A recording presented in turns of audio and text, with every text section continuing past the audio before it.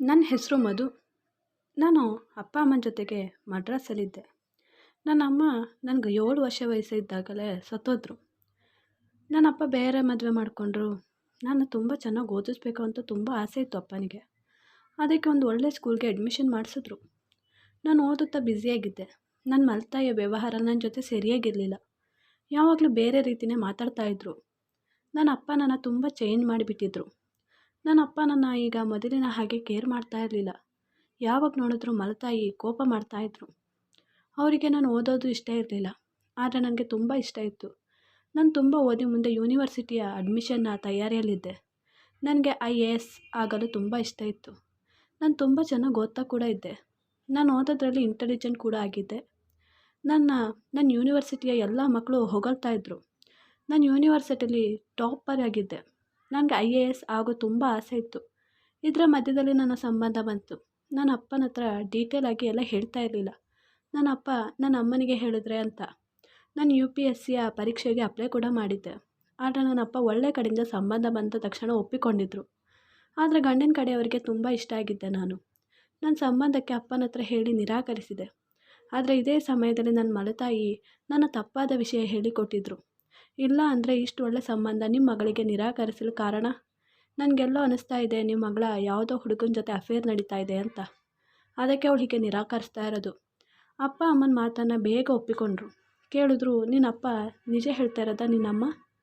ಆಗ ನಾನಿಲ್ಲ ಅಪ್ಪ, ಹಾಗೇನಿಲ್ಲ, ನನಗೆ ಓದಬೇಕು ಅಷ್ಟೇ, ಅದಕ್ಕೆ ನಿರಾಕರಿಸ್ತಾ ಇರೋದು. ನನ್ನ ಆಸೆನೂ ಈಡೇರಿಸ್ಬೇಕು ಅಷ್ಟೇ.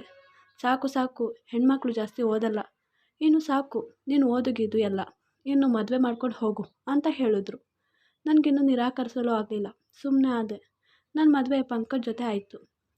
ನನ್ನ ಆಸೆ ಆಕಾಂಕ್ಷೆಗಳೆಲ್ಲ ಮುರಿದು ಹೋಯಿತು. ನನ್ನ ಪರೀಕ್ಷೆ ಎಲ್ಲ ಇತ್ತು. ಈಗ ಗಂಡನ ಮನೆಯವರು ಮಾತು ಕೇಳ್ತಾ ಇರಬೇಕು ಅಷ್ಟೇ. ನಾನು ಅಂದ್ಕೊಂಡೆ ಅವರ ಮನಸ್ಸು ಗೆದ್ದು ಅವರನ್ನು ಒಪ್ಪಿಸಬೇಕು ಇದಕ್ಕೆ ಅಂತ. ನನ್ನ ಮೊದಲ ಮಾವ ಇಷ್ಟ ಮಾಡಿದ್ದು ನನ್ನ ಅಪ್ಪನ ಹಳೆಯ ಫ್ರೆಂಡ್ ಆಗಿದ್ದರು ಅವರು. ನಾನು ಅಲ್ಲಿ ಸೊಸೆಯಾಗಿ ಹೋಗಿದ್ದೆ. ಆದರೆ ನನಗೆ ಅಲ್ಲಿಗೆ ಹೋಗಿ ಗೊತ್ತಾಯಿತು ನನ್ನ ಅತ್ತೆಗೆ ಇಷ್ಟ ಇರಲಿಲ್ಲ ನನ್ನನ್ನು ಅಂತ. ಬರೀ ಅತ್ತೆ ಮಾವನನ್ನು ಯಾವುದೋ ಮಾತಿಗೆ ನಿರಾಕರಿಸಲು ಆಗಲ್ಲ ಅಂತ ಒಪ್ಪಿಕೊಂಡಿದ್ರು ಅಷ್ಟೇ. ಮದುವೆ ಮಾಡಿಸಿ ಕರ್ಕೊಂಡು ಬಂದರು. ನಾನು ಅಲ್ಲಿ ಸ್ವಲ್ಪ ದಿನಗಳಿದ್ದೆ. ಆದರೆ ಇದೇ ದಿನಗಳಲ್ಲಿ ನನ್ನ ಮಾವನಿಗೆ ಹುಷಾರಿರಲಿಲ್ಲ. ನಾನು ತುಂಬ ಚೆನ್ನಾಗಿ ಟ್ರೀಟ್ ಮಾಡ್ತಾಯಿದ್ರು ನನ್ನ ಮಾವ. ನನ್ನ ಗಂಡನೂ ಮದುವೆ ಮೊದಲ ದಿನಗಳಲ್ಲಿ ತುಂಬ ಚೆನ್ನಾಗಿದ್ದ.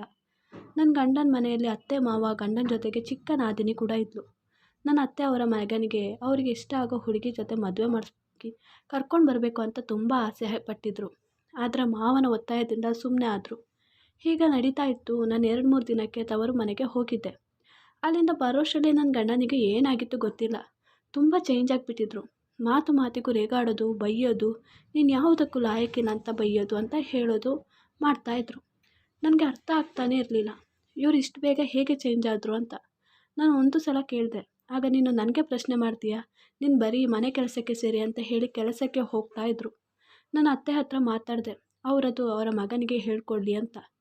ನಾನು ಹೋಗಿ ಅತ್ತೆ ಹತ್ರ, ಅತ್ತೆ ಯಾಕೆ ಏನೂ ಗೊತ್ತಿಲ್ಲ, ಅವರು ಇತ್ತೀಚಿನ ದಿನಗಳಲ್ಲಿ ತುಂಬ ಚೇಂಜ್ ಆಗಿದ್ದಾರೆ ಅಂತ. ಆಗ ಅತ್ತೆ, ಅಯ್ಯೋ ಗಂಡ ಹೆಂಡತಿ ಅಂದಮೇಲೆ ಇದೆಲ್ಲ ನಾರ್ಮಲ್ ಆಗೇ ಇರುತ್ತೆ, ಇದನ್ನು ಕೋಣೆ ಒಳಗೆ ಸರಿ ಮಾಡ್ಕೋಬೇಕು, ಹೀಗೆ ಎಲ್ಲರ ಮುಂದೆ ಹೇಳ್ಕೊಳ್ಳೋದಲ್ಲ, ಹಾಗೆ ಇಲ್ಲ ಅಂತ ಹೇಳಿದ್ರು. ಅಷ್ಟೊತ್ತಿಗೆ ನನ್ನ ನಾದಿನಿ ಬಂದಳು. ನಾನು ಹೋಗ್ತಾ ಇದ್ದೆ. ಆಗ ಅತ್ತೆ ನಾದಿನಿ ಹತ್ರ, ಅಯ್ಯೋ ನಾವು ಮೊನ್ನೆ ನಿಮ್ಮ ಅಣ್ಣನಿಗೆ ಹೇಳ್ಕೊಟ್ಟಿದ್ದು ಸರಿ ಆಯಿತು, ಜಗಳ ಸ್ಟಾರ್ಟ್ ಆಗಿದೆ, ಹೇಗಾದರೂ ತೊಲಗಲಿ, ನನಗೆ ಇಷ್ಟ ಇರೋ ಹೆಣ್ಣನ್ನ ಮದುವೆ ಮಾಡಿಸಿ ಕರ್ಕೊಂಡು ಬರ್ತೀನಿ ಅಂತ ಹೇಳಿದ್ರು. ನನಗೀಗ ಸರಿಯಾಗಿ ಎಲ್ಲ ಗೊತ್ತಾಯಿತು, ಇದು ಇವರ ಕೆಲಸನೇ ಅಂತ. ಇದೆಲ್ಲ ಮಾವನಿಗೆ ಗೊತ್ತಾಗ್ತಾ ಇತ್ತು. ಮಾವ ಅವರಿಬ್ಬರು ರೂಮಲ್ಲಿರುವಾಗ ಪಂಕಜನ ಕರೆದು ಬುದ್ಧಿ ಹೇಳ್ಕೊಡ್ತಾ ಇದ್ರು. ಆದರೆ ಅವರಿಗೆ ಇದು ಅರ್ಥ ಆಗ್ತಾ ಇರಲಿಲ್ಲ. ಅದೇ ದಿನಗಳಲ್ಲಿ ನನಗೆ 3 ತಿಂಗಳು ಆಗಿತ್ತು. ಎಲ್ಲ ಮನೆ ಕೆಲಸ ಮಾಡಿ ರಾತ್ರಿ ಪಂಕಜನ್ನು ಕಾಯುತ್ತಾ ನಿಂತಿರ್ತಿದ್ದೆ. ಈಗೀಗ ಪಂಕಜ್ ಕುಡಿಯೋದಕ್ಕೂ ಸ್ಟಾರ್ಟ್ ಮಾಡಿದ್ದ. ಅವನು ಬಂದ ಮೇಲೆ ಅವನಿಗೆ ಬಿಸಿ ಬಿಸಿ ಚಪಾತಿ ಮಾಡಿಕೊಡ್ಬೇಕಾಗಿತ್ತು. ನನಗೆ ಈ ಟೈಮಲ್ಲಿ ಇಂಥ ಸ್ಮೆಲ್ ಆಗ್ತಾನೂ ಇರಲಿಲ್ಲ. ನಾನು ಒಂದು ಸಲ ಪಂಕಜ್ ಹತ್ರ ಕೇಳಿದ್ದೆ, ನೀವು ಕುಡಿಯೋದಕ್ಕೂ ಈಗ ಸ್ಟಾರ್ಟ್ ಮಾಡಿದ್ದೀರಾ, ಯಾಕೆ ಅಂತ. ಆಗ ಅವರು, ನಿನಗೆ ಎಷ್ಟೇ ಧೈರ್ಯ ನನಗೆ ಪ್ರಶ್ನೆ ಮಾಡ್ತೀಯ ಅಂತ ಹೊಡೆಯೋದಕ್ಕೆ ಸ್ಟಾರ್ಟ್ ಮಾಡಿದ್ರು. ನಾನು ನೋವಲ್ಲಿ ಕೂಗಾಡ್ತಾ ಇದ್ದೆ. ಮಾರನೇ ದಿನ ಕಿಚನಲ್ಲಿದ್ದೆ. ಆಗ ನಾದಿನಿ ಬಂದಳು.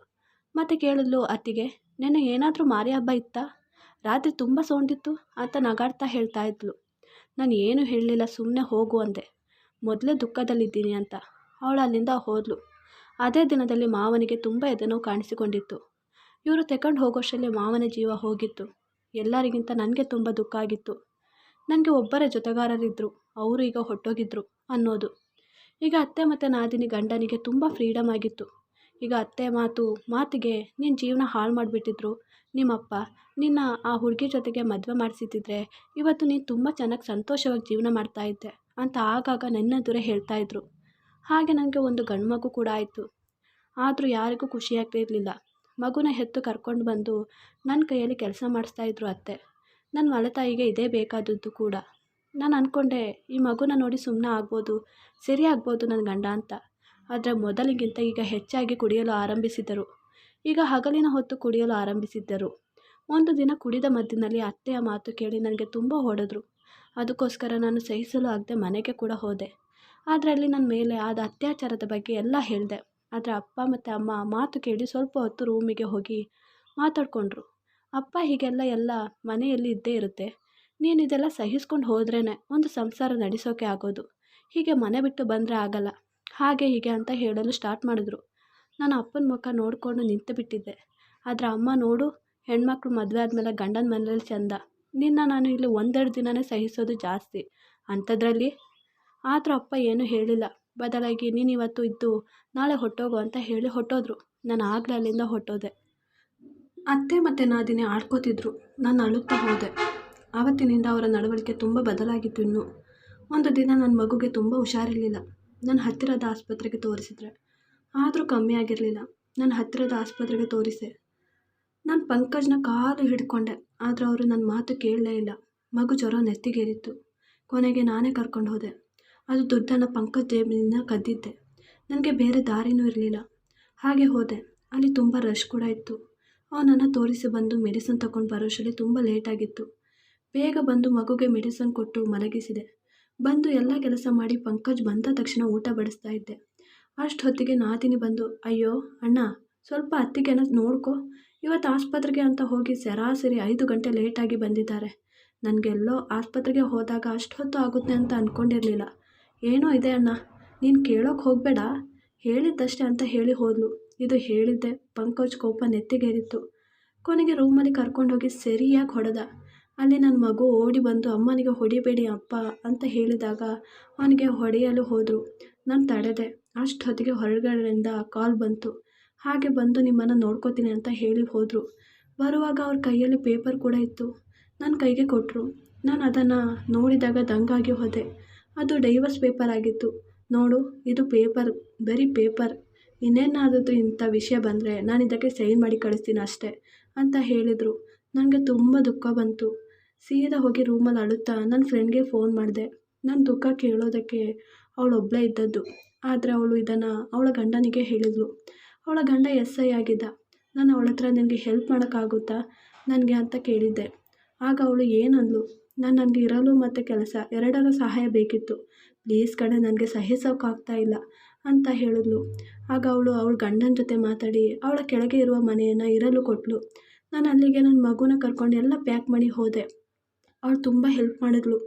ಅವಳ ಹತ್ರ ಬಂದ ಮಕ್ಕಳನ್ನು ನನಗೆ ಟ್ಯೂಷನ್ ಮಾಡಲು ಹೇಳಿದ್ಲು. ಮತ್ತು ಹೇಳಿದ್ಲು, ನಾನು ಸುಮ್ಮನೆ ಟೈಮ್ ಪಾಸ್ಗೆ ಮಾಡ್ತಾಯಿದ್ದೆ ಟ್ಯೂಷನ್, ಆದರೆ ನಿನಗೆ ಇದರ ಅವಶ್ಯಕತೆ ತುಂಬ ಇದೆ ಅಂತ ಹೇಳಿದ್ಲು. ನಾನು ನಿನ್ನ ಈ ಉಪಕಾರನ ಯಾವತ್ತೂ ಮರೆಯಲ್ಲ ಅಂತ ಹೇಳಿದ್ದೆ. ಆಗ ಅವಳು, ನಾನು ಅವತ್ತು ಪಾಸ್ ಆಗೋದಕ್ಕೆ ನಿನ್ನಿಂದನೇ ಆಗಿದ್ದು, ನೀನು ನನಗೆ ಅವತ್ತು ಹೆಲ್ಪ್ ಮಾಡ್ತಾ ಇರಲಿಲ್ಲ ಅಂದರೆ ಇವತ್ತು ಈ ಸ್ಟೇಜಲ್ಲಿ ನಾನು ಇರ್ತಾ ಇರಲಿಲ್ಲ ಅಂತ ಹೇಳಿದ್ಲು. ನಾನು ಟ್ಯೂಷನ್ ಮಾಡ್ಕೊಂಡಿದ್ದೆ. ನನ್ನ ಮಗುನ ಒಂದು ಒಳ್ಳೆ ಸ್ಕೂಲ್ಗೆ ಸೇರಿಸಿದೆ. ಮತ್ತು ನನ್ನ ಟ್ಯೂಷನಿಂದ ಮಕ್ಕಳು ತುಂಬ ಅಂದರೆ ತುಂಬ ಇಂಪ್ರೂವ್ ಆಗಿದ್ದು. ಇದರಿಂದ ತುಂಬ ಮಕ್ಕಳು ಸೇರಿಕೊಂಡ್ರು ನನ್ನ ಟ್ಯೂಷನ್ಗೆ. ಹಾಗೆ 5 ಮಕ್ಕಳು ಇದ್ದಿದ್ದು 10 ಮಕ್ಕಳು ಆದರು, 10ರಿಂದ 20 ಆದರು. ನಾನು ನನ್ನದೇ ಆದ ಸೆಂಟರ್ ಓಪನ್ ಮಾಡಿ ನಾನು ಅಲ್ಲೇ ಇರಲು ಪ್ರಾರಂಭಿಸಿದೆ. ನನ್ನ ಕ್ಲಾಸಲ್ಲಿ ತುಂಬ ಸಕ್ಸಸ್ ಮಕ್ಕಳಾದರು. ಮತ್ತು ತುಂಬ ಜನ ಮಕ್ಕಳಾಗಿದ್ದಕ್ಕೆ ನನ್ನ ಕ್ಲಾಸು ತುಂಬ ಸಕ್ಸಸ್ ಆಗಲು ಸ್ಟಾರ್ಟ್ ಆಯಿತು. ತುಂಬ ಸ್ಟೂಡೆಂಟ್ಗಳು ಸೇರಿದ್ರು. ನಾನು ತುಂಬ ಫ್ರೆಂಡ್ಗೆ ಥ್ಯಾಂಕ್ಸ್ ಹೇಳಿದೆ. ಅವಳು ಇಲ್ಲದಿದ್ದರೆ ನಾನು ಈ ಪೊಸಿಷನ್ಗೆ ಬರಲು ಆಗ್ತಾ ಇರಲಿಲ್ಲ. ಹಾಗೆ ಆ ಕಡೆಯಿಂದ ನನ್ನ ನೋಡಲು ಪಕ್ಕದ ಮನೆಯವರು ಬಂದಿದ್ದರು. ಆಗ ಗೊತ್ತಾಯಿತು ಅಲ್ಲಿ ತುಂಬ ಕಷ್ಟದಲ್ಲಿ ಜೀವನ ಮಾಡ್ತಾಯಿದ್ದಾರೆ. ನಾದಿನಿ ಯಾರ ಜೊತೆಗೋ ಓಡಿ ಹೋಗಿದ್ದಾಳೆ. ಅದರಲ್ಲೂ ಪಂಕಜ್ ಕುಡಿದು ಕೆಲಸದಿಂದ ತೆಗೆದು ಹಾಕಿದ್ದಾರೆ. ನಿಮ್ಮ ಅತ್ತೆಗೆ ತುಂಬ ಹುಷಾರಿಲ್ಲ, ಯಾರೂ ಕೂಡ ನೋಡ್ಕೊಳ್ಳಲು ಇಲ್ಲ ಈಗ ಅಂತ ಹೇಳಿ ನನ್ನ ನೋಡ್ಕೊಂಡು ಹೋದರು. ನಾನು ಈ ಕಡೆಯಿಂದನೇ ಡೈವರ್ಸ್ ಪೇಪರ್ಗೆ ಸೈನ್ ಮಾಡಿ ಅವನಿಗೆ ಕಳಿಸಿದ್ದೆ. ಇದು ನೋಡಿ ತುಂಬ ಶಾಕ್ ಆಗಿರುತ್ತೆ ಅವರಿಗೆ. ಗೊತ್ತು ನನಗೆ ನಾನು ಹೀಗೆಲ್ಲ ಮಾಡಲ್ಲ ಅಂದ್ಕೊಂಡಿರ್ತಾರೆ. ಮತ್ತು ಕೋರ್ಟ್ಗೆ ಹೋದ್ವಿ. ಅವರ ಕಡೆಯಿಂದನೂ ಒಬ್ಬ ಲಾಯರ್ನ ಪ್ರಿಪೇರ್ ಮಾಡಿದ್ದ. ಅವ್ರು ನನ್ನ ಬುದ್ಧಿ ಕೆಟ್ಟದ್ದು, ಬೇರೆಯವ್ರ ಜೊತೆ ಅಫೇರ್ ಹಾಗೆ ಹೀಗೆ ಅಂತ ಹೇಳಲು ಸ್ಟಾರ್ಟ್ ಮಾಡಿದರು. ನನಗೆ ಗೊತ್ತಿತ್ತು. ಅದಕ್ಕೆ ನಾನು ಮೊದಲೇ ನನ್ನ ಬಾಡಿಯನ್ನು ಫುಲ್ಲಾಗಿ ಚೆಕಪ್ ಮಾಡಿಸಿ ಬಂದಿದ್ದೆ. ಮತ್ತು ಈ ರಿಪೋರ್ಟನ್ನು ತೋರಿಸಿದೆ. ನಾನು ತಪ್ಪಾಗಿಲ್ಲ ಅಂತ ಪ್ರೂಫ್ ಆಯಿತು. ಮತ್ತು ಅವ್ರು ನನ್ನ ಮಗನನ್ನು ಅವ್ರ ಹತ್ರ ಕರಿಕೊಳ್ಳಲು ನೋಡಿಕೊಂಡ್ರು. ನನ್ನ ಮಗನನ್ನು ಕರೆದು ಕ್ವಶನ್ ಕೇಳಿದ್ರು, ನೀನು ಯಾರ ಜೊತೆ ಇರಲು ಇಷ್ಟಪಡ್ತೀಯ ಅಂತ.